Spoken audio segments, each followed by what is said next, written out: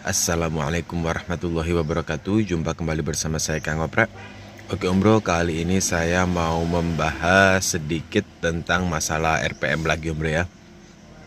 Jadi kalau yang kapan hari itu saya sudah bahas masalah injak pedal rem RPM naik Om Bro ya. Nah, itu kan sudah saya bahas kemarin ya.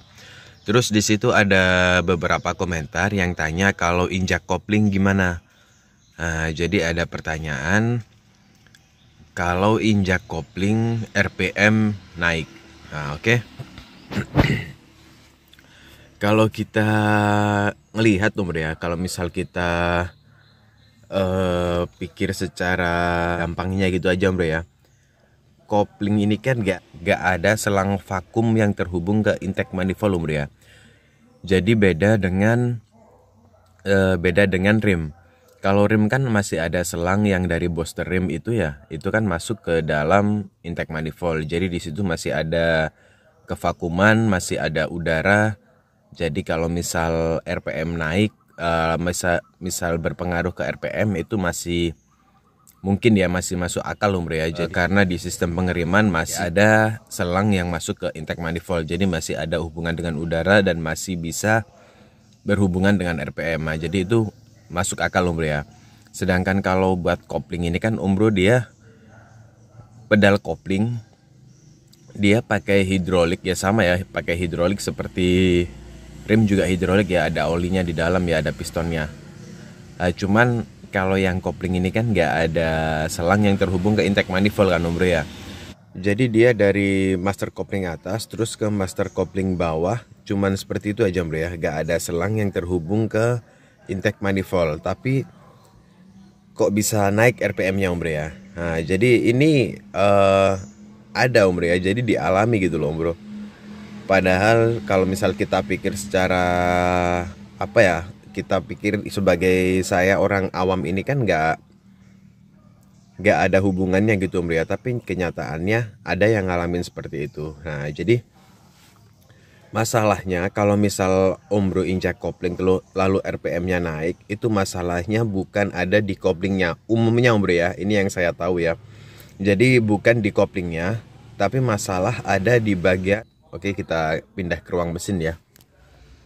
Nah, jadi kalau misal Om Bro mengalami diinjak pedal kopling lalu RPM naik, nah itu yang pertama Om Bro cek ya. Om Bro cek yang paling mudah dulu aja Om Bro ya. Yang paling mudah dulu. Paling mudah Om Bro cek bagian ISC. Nah, ini ISC ya. Ya, ini namanya ISC Om Bro, Sensor Idle Speed Control. Nah, ini dicek dulu. Dicek dulu tahanannya untuk bagian RSO, RSC normal apa tidak. Kalau sekiranya RSO, RSC ini normal, berarti aman, nggak ada masalah dengan ISC karena dia yang mengatur RPM. Kemudian yang kedua, Om Bro bongkar throttle body. Nah, throttle body ini jangan cuman disemprot. Jangan cuman disemprot di bagian lubang sini terus sudah selesai, jangan seperti itu Om Bro ya. Kalau misal mobilnya gak ada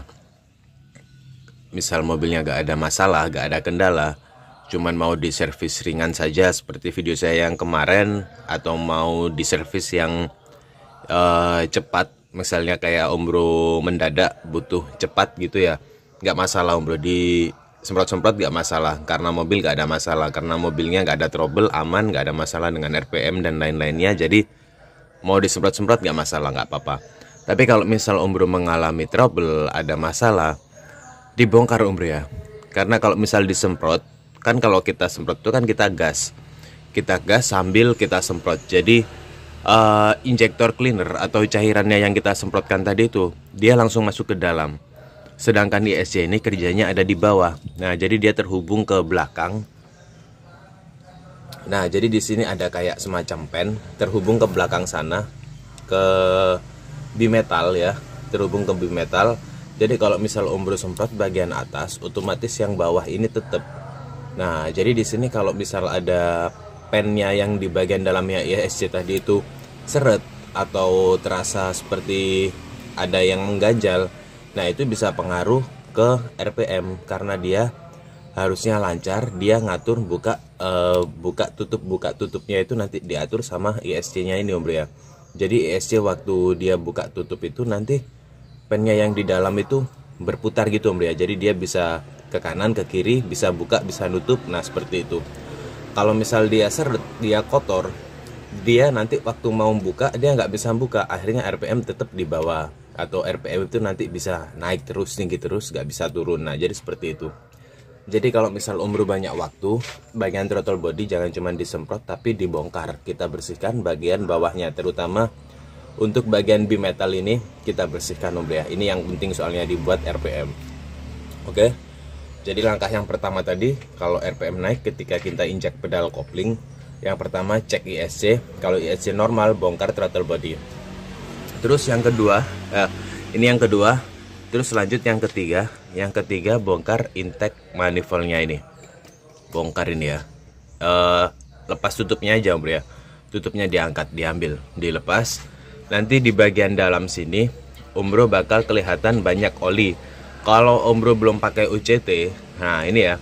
Jadi selang PCV valve ini, dari PCV valve ini dia langsung terhubung masuk ke dalam bawah sana.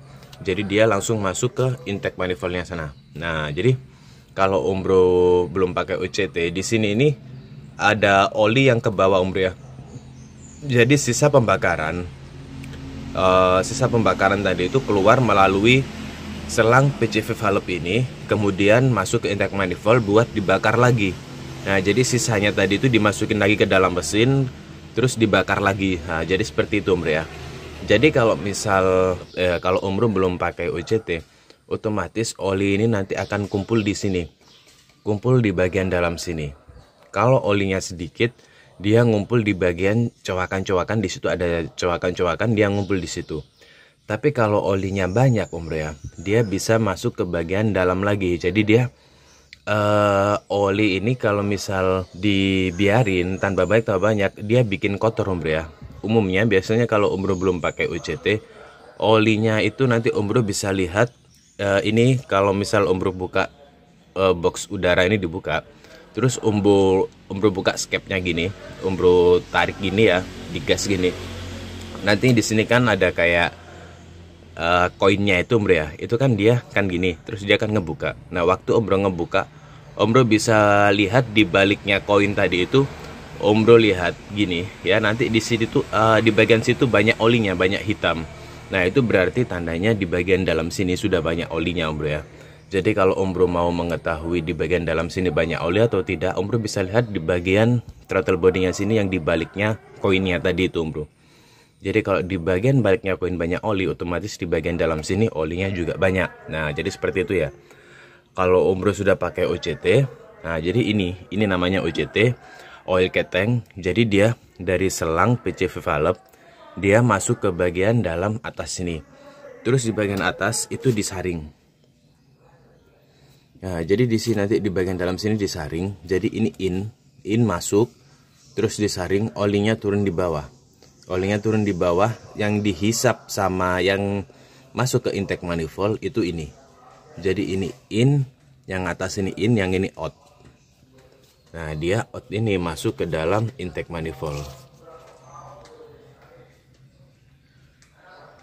Jadi udara yang dihisap sama intake manifold itu bersih, karena olinya sudah ditampung di bagian bawah sana. Itu bisa dilihat itu banyak oli Om Bro ya. Itu oli itu nggak kelihatan ya, warnanya hitam.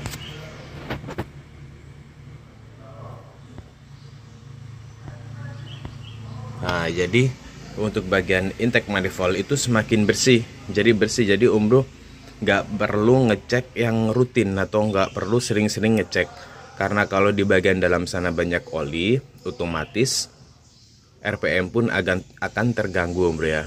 Jadi untuk langkah yang pertama untuk langkah-langkahnya tadi, kalau misal Om Bro injek pedal kopling terus RPM naik, yang pertama cek ISC masih normal atau tidak, tahanan RSU RSC-nya normal apa tidak. Kemudian yang kedua, bongkar throttle bodinya, dibersihkan bagian dalamnya, terutama bagian bimetalnya dibersihkan.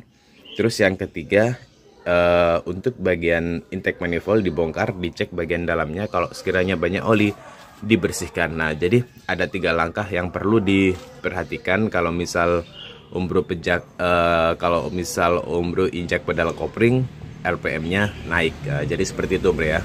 Kalau sekiranya Umbro nggak banyak waktu dibuat membersihkan intake manifold dan throttle body, saya sarankan ada baiknya Umbro pasang OJT. Nah, jadi saya di sini bukan promo, di sini saya bukan jual. Terserah Umbro mau pakai OJT model apapun, terserah. Saya gak ngelarang, gak harus OJT seperti ini.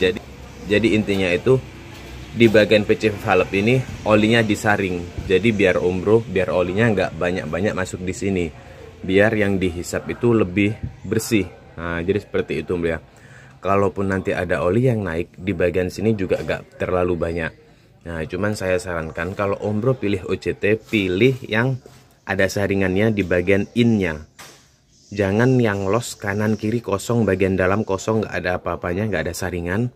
Jangan milih yang seperti itu. Kalau yang seperti itu gak ada gunanya Umbro ya. Dia keluar langsung ke hisap. Jadi kalaupun ada oli di situ paling cuman sedikit saja Umbro ya, karena dia nggak ada yang nyaring. Jadi tetap masuk ke bagian outnya Umbro ya. Ada yang saya lihat itu yang warna bagus itu, ada yang merah, ada yang hitam, ada yang biru. Itu lubangnya kanan dan kiri itu jejer Umbro ya. Nah, persis seperti ini, jejer seperti ini. Terus di bagian dalam kosong, kotak, nggak ada apa-apa. Di bagian dalamnya kosong, nggak ada apa-apa ya. Jadi dia masuk dari sini, anggaplah ini masuk in, terus di sini outnya. Lah ini keluar ke sini langsung ke hisap sini Umbro. Nah ini nggak ada fungsinya, percuma Umbro pasang OJT kalau model seperti itu. Kecuali ini in, terus di bagian dalam ada saringannya, terus di sini outnya, itu bagus. Nah jadi seperti itu ya. Oke, jadi seperti itu aja Umbro ya. Semoga bermanfaat. Terima kasih sudah menonton. Wassalamualaikum warahmatullahi wabarakatuh.